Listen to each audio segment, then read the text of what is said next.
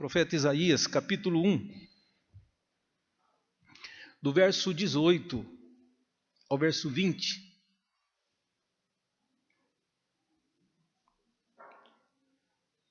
Diz a palavra de Deus: Vinde, pois, e arrazoemos, diz o Senhor.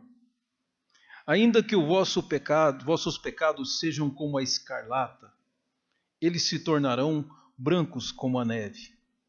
Ainda que sejam vermelhos como o carmesim, se tornarão como a lã. Se quiserdes e me ouvirdes, comereis o melhor desta terra, mas se recusardes e fordes rebeldes, sereis devorados à espada, porque a boca do Senhor o disse. Amados, alguém falou, certa vez, me mandou uma correspondência contando de um país aqui da América Latina, que claro que isso é uma ficção, mas serve para a gente entender um pouco esse texto. Mandou uma declaração de guerra para os chineses. É claro que muita gente deve ter tentado demovê-los disso, mas como é um povo orgulhoso, então eles insistiram e mandaram a declaração de guerra e disseram: estamos declarando guerra contra vocês, chineses, e tem o seguinte: nós temos 18 submarinos, nós temos 300 navios torpedeiros, e foi dando todo o armamento, e disse: nós temos 200 mil soldados prontos para a guerra. E a China mandou de volta: nós aceitamos a declaração de guerra de vocês, informamos que nós temos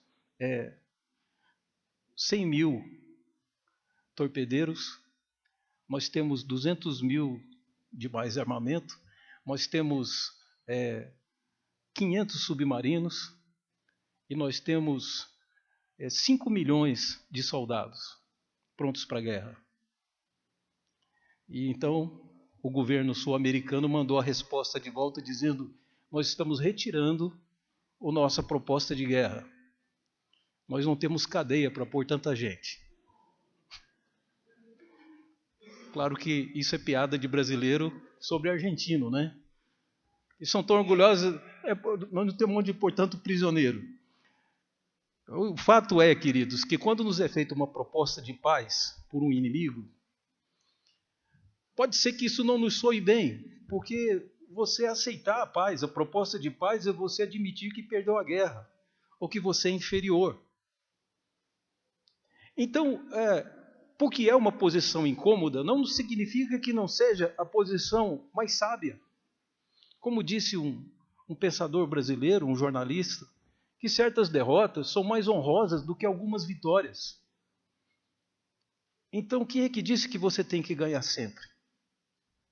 Principalmente quando o inimigo for Deus.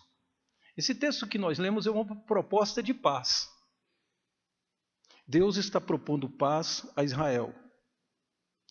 Quero dizer aos irmãos que aqui a proposta não está sendo feita por um povo que meramente ignora e que vive longe do Senhor, não. É um povo que faz de conta que serve a Deus e que na verdade não servia. Se você ler o texto anterior, você vai ver que é um povo que foi engrandecido por Deus. Talvez como você, eu creio que você sabe disso, chegamos aonde chegamos até hoje porque o Senhor assim o quis. Então, é um povo que foi altamente abençoado. E Deus começa já a profecia de Isaías dizendo o seguinte, falando para Isaías repetir ao povo: eu engrandeci esse povo e eles se rebelaram contra mim. Um povo que muitas vezes a gente tem que saber, o povo de Israel era reconhecido, era de certa forma admirado por povos estrangeiros. Haviam grandes potências mundiais que respeitavam Israel, mas também haviam povos pequenos, como os amorreus, como os amalequitas, como os idumeus, povos vizinhos. Alguns deles até aparentados com o povo de Israel e que tinham medo deles, porque o Senhor os engrandeceu. O reinado de Davi, o reinado de Salomão, são soberbos, queridos. são maravilhosos. A riqueza que se ajuntou e as construções e a fama de Israel se espalhou pelo mundo, mas todo mundo dizia que a causa era o seu Deus. Só que agora esse povo se rebela.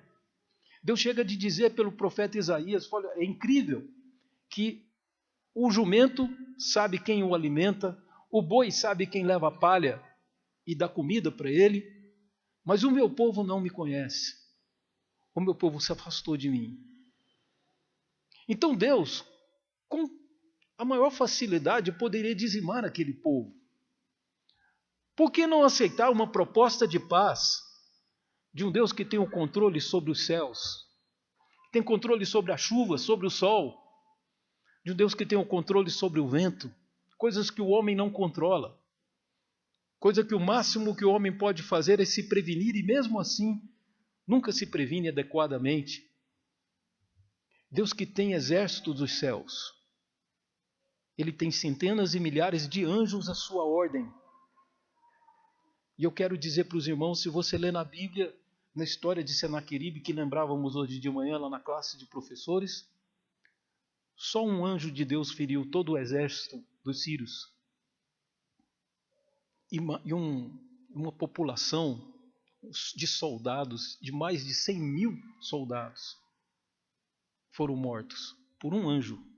E Deus tem milhares de anjos às suas ordens. Então é diante desses fatos que nós não podemos ignorar. Era um povo, e o que Deus tinha contra eles? Só porque o seu coração se engrandeceu? É porque um coração engrandecido, querido, um coração vaidoso, uma alma vaidosa que se reputa por uma grande pessoa superior aos outros, sempre vai causar danos ao seu próximo. Isso, com certeza, a soberba vai interferir na relação com Deus, a tal ponto que o apóstolo Pedro escreve que Deus resiste aos soberbos, mas aos humildes concede a sua graça. Era impossível que esse povo se tornasse vaidoso, soberbo, arrogante, e isso não atrapalhasse a relação com Deus. Então, se você ver a outra parte seguinte aqui desse capítulo, ele vai dizer, eles vêm para as festas, vêm para as luas novas. Então, era um povo que cumpria tarefas religiosas, mas não queriam que Deus interferisse no seu dia a dia. Ou seja, dava um pedaço da sua vida, um pedaço da sua semana para Deus, mas o resto ele diz, aqui Deus não põe a mão, isso é meu. A minha vida é minha, e Deus não se intrometa, porque já basta que eu vá aos cultos, já basta que eu entregue o dízimo, já basta tudo. Então, isso é suficiente, que Deus se satisfaça com isso. E o seu coração estava longe do Senhor, e Deus diz, quando eles se reuniam para cultuar, o que era para provocar prazer e simpatia de Deus provocava ira e nojo. Deus diz, eu abomino esse culto. Eu não suporto quando eles reúnem. Avisa para eles que eu não aceito. É por isso que quando eles oram, eu não ouço. Então nós percebemos que aqui não é falta de religião, não é falta de religiosidade. Se você pensa que eu vou falar essa noite sobre você se tornar religioso, você está enganado. Porque religião é nada. Religião é um misturado de crenças suas, pessoais. Cristianismo é Deus interferindo na sua história para consertar, inclusive, sua mente religiosa. Religião pode ser altamente prejudicial. É em nome das religiões que povos mataram, destruíram uns aos outros. Ainda tem gente sendo morta hoje, meramente por motivos religiosos. Não é de religião que estamos falando, é do seu coração e da sua vida. Que se você se identificar com esse povo de Israel, a quem Deus está falando, é bom que você escute a proposta de paz. Porque o seu inimigo, como eu disse, é aquele que controla os ventos. Ele tem o controle sobre os átomos e sobre as bactérias. Ele tem o controle sobre tudo. Você não tem a menor chance de vencê-lo. E quer saber, nem eu entendo por que ele faz proposta de paz sendo tão grande, tão poderoso. Mas ele faz. E aqui Isaías vem como embaixador de Deus avisar ao povo para que o povo se arrependa. Aliás, Deus não chega nem de falar de arrependimento, ele diz de arrazoar, de debater sobre o assunto. Se vocês acham que tem razão, sentem comigo, vamos conversar. Porque eu não quero destruir vocês. Eu quero poupá-los. Olha, vou te dizer, isso é o que diria um brasileiro comum, uma tremenda sorte. O seu inimigo está irado contra você e tem tudo contra você, mas ele te ama. Então ele manda primeiro um mensageiro fazer uma proposta de paz. E aqui então o profeta Isaías nos faz uma proposta com 3 promessas. O que Deus tem para oferecer para nós, para que nós aceitemos a paz? Queridos, Ele não precisa oferecer nada. É só entendermos o arsenal. Entendemos o nome desse Deus, às vezes é acompanhado de um complemento, né? Que o hebreu gostava de chamá-lo Adonai. Mas muitas vezes vem Adonai Tsevaot, Senhor dos exércitos. É com Ele que você está lutando. E você está sozinho, não tem quem possa te ajudar. O próximo segundo você vai viver se Ele quiser que você viva. Portanto, ouvir a proposta dele é interessante. Ele não precisa propor nada, ele só está dizendo, eu vou poupar a vida de vocês. O mundo é um mundo de iniquidade. O mundo pratica o mal. Mas vocês são o povo da aliança. E como povo da aliança, vocês têm que mudar de vida, têm que viver como o povo da aliança, não como os pagãos, não como os gentios, porque eles serão exterminados. Eu estou fazendo uma proposta de paz. Essa proposta com 3 promessas. Para que você fique atento e descubra. E se você achar que ainda tem razão, vamos discutir. Olha que Deus maravilhoso. Vem debater comigo. Então, leiamos novamente a proposta de paz que nos é feita. Ele diz, vinde. Então nós devemos caminhar em direção a Ele. É nós que devemos nos aproximar e vamos arrazoar. Ele está propondo, Ele vai debater. Vocês vão discutir as razões. Ele ouvirá suas supostas razões. É evidente que você não tem como argumentar com Ele, mas Ele está propondo isso de início. Vinde, pois, e arrazoemos, diz o Senhor. Eu exponho a minha razão, você expõe a sua. E você verá que eu tenho razão. Verá os termos da nossa própria proposta de conciliação. A primeira promessa que Deus nos faz é a respeito da limpeza, que isso parece não ser grande coisa para você. Que você não se vê, talvez, como alguém que esteja sujo. Mas é preciso olhos de outro. E dos mais honestos. O Senhor é aquele que sempre diz a verdade. E Ele está dizendo aqui, é evidente que o seu pecado é um obstáculo a Ele. Ele é um Deus puro. Não há nele nenhuma mancha. Não há na história de Deus qualquer promessa que Ele não tenha cumprido. Não há na história de Deus qualquer injustiça que Ele tenha praticado. O nosso Deus é maravilhoso, é cheio de misericórdia, é cheio de graça. Nós só temos coisas boas para dizer dele. Mas nós não somos assim. Então, por sermos diferentes, é que o próprio Deus já diz aqui, vamos arrazoar, porque ainda que os vossos pecados sejam como a escarlata, eles se tornarão brancos como a neve. E ainda que sejam vermelhos como o carmesim, se tornarão como a lã. É interessante notar, queridos, certa vez, por causa desse texto mesmo, eu sempre fiquei curioso por essas palavras que tem no português e que não tem no nosso irmão gêmeo, né? O nosso irmão mais velho, que é o espanhol. Qual que seria a origem das palavras nós? E uma delas, a palavra janela é uma delas e tudo, mas uma delas me chamou a atenção, que era a palavra vermelho.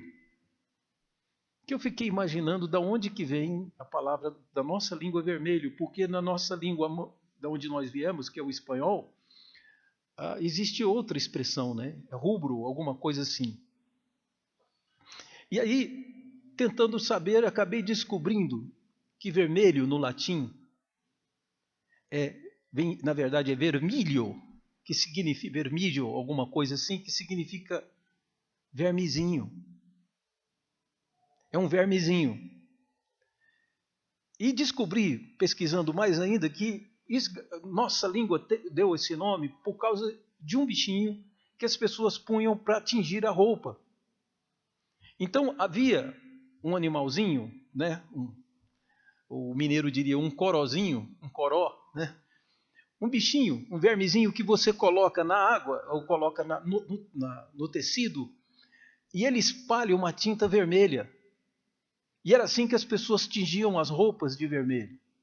E aí ninguém tirava mais. Esse tipo de tinta não era tinta, né? Na verdade, era alguma secreção que aquele animal fazia e aquilo pintava as roupas. Porque se usava esse vermezinho, na nossa língua veio de vermídio, que significava vermezinho, e daí veio a palavra vermelho, diferente da nossa linha ancestral de línguas. Um vermezinho que suja a roupa de tinta, né, de uma tinta de uma coloração vermelha, e que é impossível de ser tirado depois. E é disso que Deus está falando. A palavra vermezinho aparece aqui, que se o nosso pecado for vermelho, como esse tecido pintado de verme, a palavra hebraica aqui é verme mesmo, Deus promete que vai ficar limpo como a neve, ficar branco como a lã. Talvez essa promessa não te pareça interessante. Talvez porque você ainda não é velho o suficiente.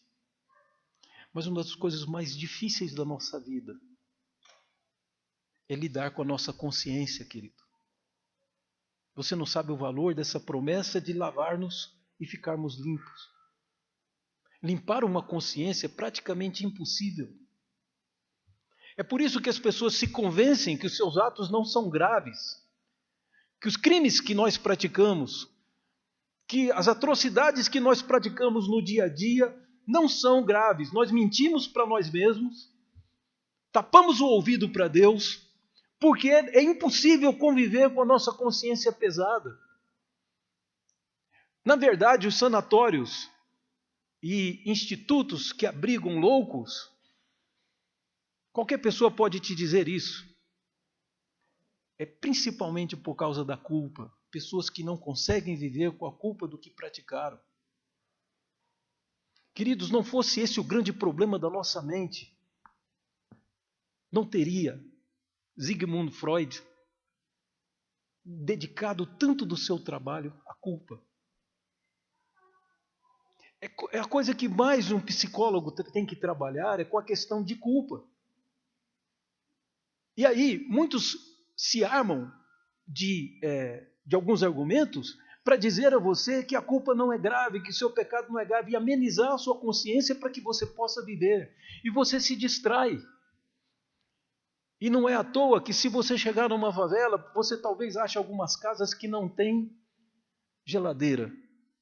Mas certamente todas terão televisão. E talvez todas as pessoas hoje tenham celulares. Porque o homem precisa, mais do que se alimentar, distrair a sua mente para não pensar no seu próprio pecado. Pois Deus está prometendo. É verdade que o seu pecado é uma mancha impossível de ser retirada. A sua vida está manchada. Mas venham a mim. Eu prometo que ficarão brancas, como a neve e como a lã. Como Deus pode fazer isso? Deus pode tudo, queridos. E Ele está dizendo que a sua mente vai ficar. Quando, vez após vez, a minha consciência tenta me acusar de alguma coisa, eu escuto o Espírito Santo repetindo os textos e as palavras de Jesus. Ele morreu na cruz para lavar os meus pecados. O sangue de Cristo derramado sobre a minha vida, nossas vestes, queridos, como é que são descritas as vestes nossas no dia que fomos, lá no livro de Apocalipse, no dia que fomos encontrarmos com o Senhor, você lembra? Diz o livro de Apocalipse que as nossas vestes serão brancas como a neve. Jesus, o sangue dele tem poder. As minhas faltas e as minhas culpas foram lançadas sobre Jesus. E eu tento que conviver com o meu pecado, certa vez, orando a Deus e pedindo perdão a Ele, li o apóstolo João escrever o seguinte: na sua primeira carta: amados, se o vosso coração não vos condena, estejam firmes diante de Deus. Mas, amados, se o vosso coração te condenar, Deus é maior que o vosso coração. Deus é maior que o nosso coração e Ele pode apagar qualquer culpa que seja. Não há um pecado tão grande que o sangue de Cristo não possa lavar. Não há uma falta tão pequena que não mereça o inferno, mas também não há um pecado tão grande que o homem arrependido não seja lavado no sangue de Jesus. É por isso que Deus propõe paz. Não imaginem que Deus esteja propondo paz meramente por aquele povo daquela época e que isso não tem nada a ver com a crucificação de Cristo.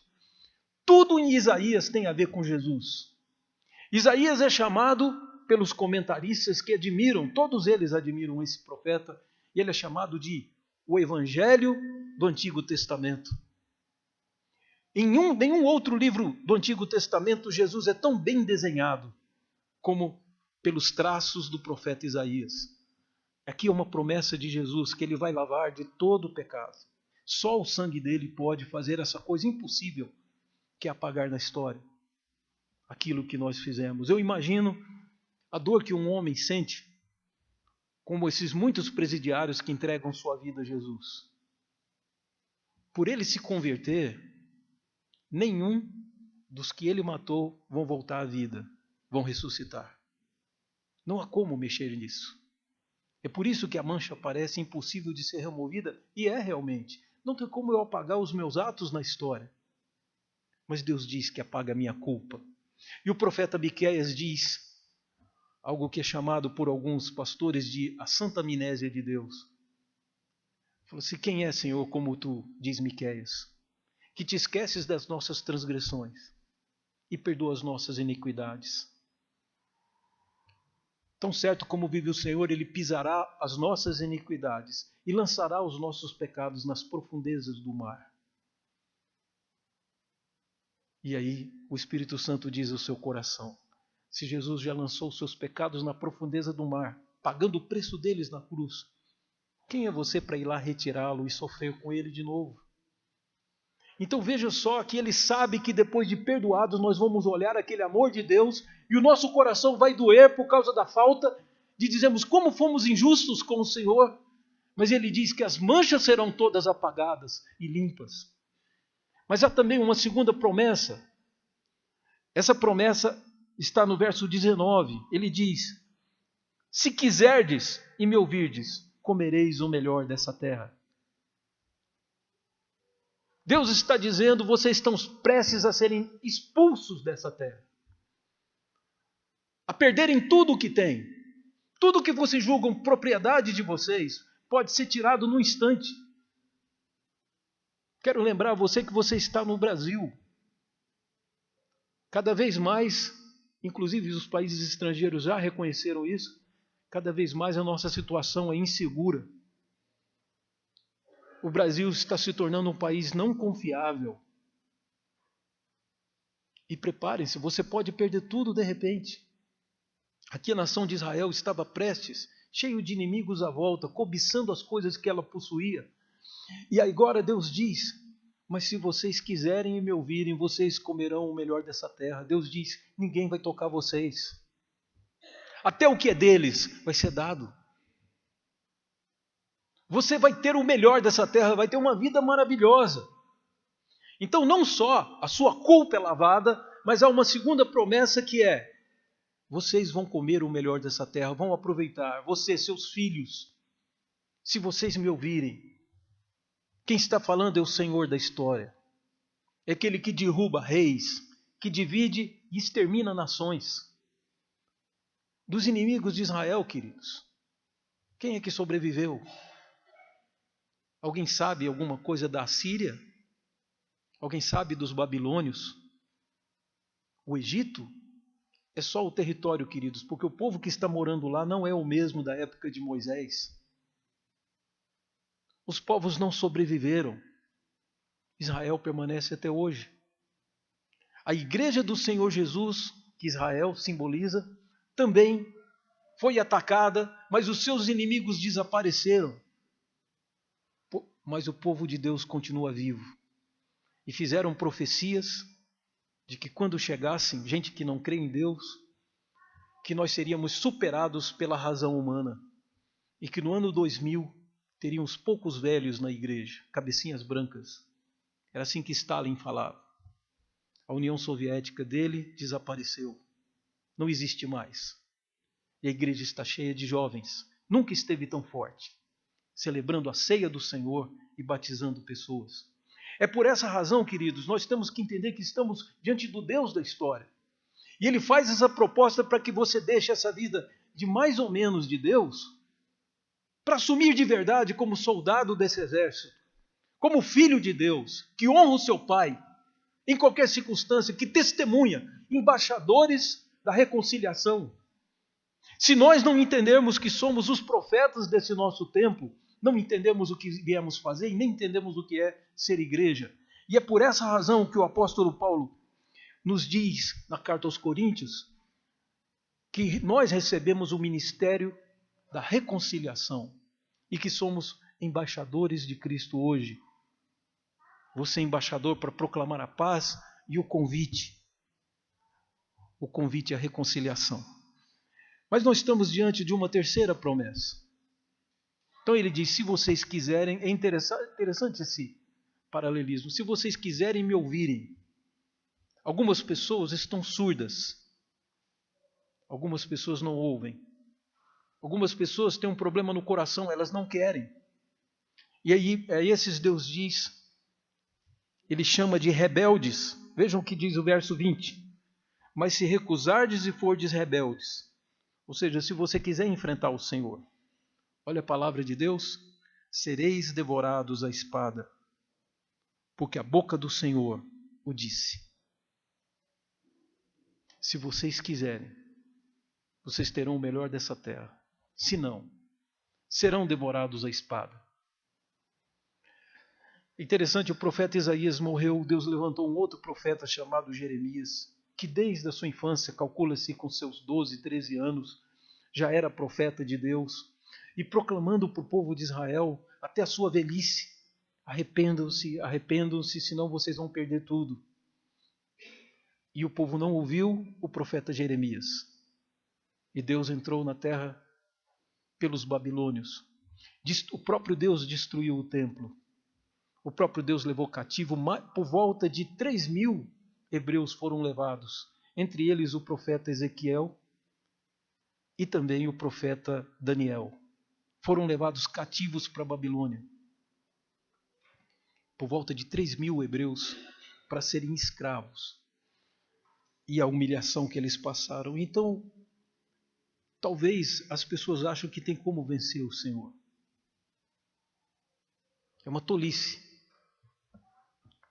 Sabe o que o apóstolo Paulo diz no capítulo 5 da carta aos Romanos? Que Deus prova o seu grande amor, tendo Cristo morrido por nós, quando nós éramos o quê? Inimigos. Então é essa situação do homem sem Jesus. Essa situação do homem, mesmo que seja religioso, mesmo que seja presbiteriano, mesmo que seja pastor presbiteriano e calvinista. Mas se o coração dele não está entregue ao Senhor, se ele não vive pelo Senhor, ele ainda não é nada. Ele é inimigo. E é por isso que Jesus nos traz, domingo após domingo, para ouvirmos palavras de reconciliação, que alguns são surdos. Se vocês recusarem, se vocês não mudarem de vida hoje e forem rebeldes, serão todos devorados, não vai ficar nada para você. E se você pensa que Deus pode mudar de ideia, não, Deus é bonzinho, no final ele muda de ideia. O texto diz, foi a boca do Senhor que disse. Não é a boca de Isaías, não é a boca do pastor Jucider, é a boca do Senhor quem falou essas palavras. Portanto, escute hoje a palavra de reconciliação. Eu quero encerrar contando aos irmãos uma coisa que me aconteceu quando eu era pequeno, que para mim foi bom, mas não é bom para todas as pessoas. Eu trago uma cicatriz no meu ombro aqui, os irmãos também devem trazer, pelo menos da minha geração, que eram as vacinas, né? O que é a vacina? O sujeito aplica um pouquinho da doença em você e o seu corpo cria resistência, ele se programa. Né? A gente é tão orgulhoso de ter inventado o computador. Olha que coisa extraordinária. O nosso corpo se programa. Ele prevê que quando aquele tipo de bacilo ou aquele tipo de vírus vier atacar sua vida, seu corpo, entrar no seu corpo, ele já está preparado, ele vai lá e destrói. Ele já conhece. Então, no fundo, vacina é você põe um pouquinho da enfermidade na pessoa para que ela crie resistência. Não é isso? Infelizmente, parece que alguns foram vacinados contra Deus. Esse é o grande problema da religião. Quando eram pequenos, receberam um pouco de Deus. Ou então, depois de adulto, vieram e receberam um pouco de Deus. Então, eles querem ser religiosamente do Senhor, mas no seu coração, eles pertencem a si mesmos. Estão vacinados. Antes não tivessem ouvido nada. É incrível o que está acontecendo na Índia, em alguns países da Ásia, da África, em que multidões estão se convertendo, abandonando os seus deuses e convertendo ao Senhor Jesus e andando nos seus caminhos. Está acontecendo isso muito fortemente lá. Lá eles nunca tiveram nada. Um amigo me contou sobre a Rússia, que viveu sem religião por muito tempo, e que hoje os russos estão pelo menos curiosos. Quando você começa a falar de Jesus para eles, eles te ouvem porque eles nunca ouviram aquilo. Então pode ser que muito em breve algo de extraordinário aconteça na Rússia também. E nós aqui, com tanta graça e tanta bênção de Deus, insensíveis, vacinados contra tudo o que Deus quis dar. E aí você dá um pouquinho para Deus também. Você dá talvez 10%, talvez 5%, possivelmente aquilo que você, no fundo, lá no seu coração, você acha que não é importante, porque o importante você guarda para si mesmo. Diga ao Senhor, tudo é teu, Senhor. Eu aceito sim a reconciliação. Eu quero que o Senhor me transforme. Eu não quero ser mais ou menos. Sabe, você assistindo um jogo de futebol, pode achar até bonito uma bola na trave. Mas bola na trave não ganha campeonato, não é, João Marcos? Só gol. Então, o quase e o nada é a mesma coisa.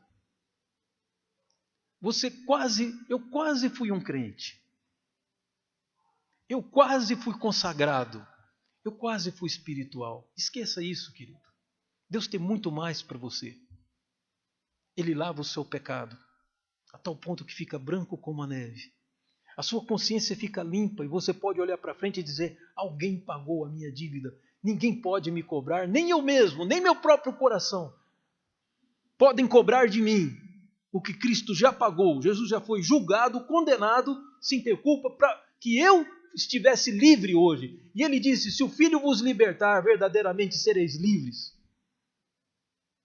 É essa a reconciliação que é feita, e um preço altíssimo foi pago pelo Senhor Jesus. Não siga o mesmo, não vale a pena. Siga nos passos de Jesus.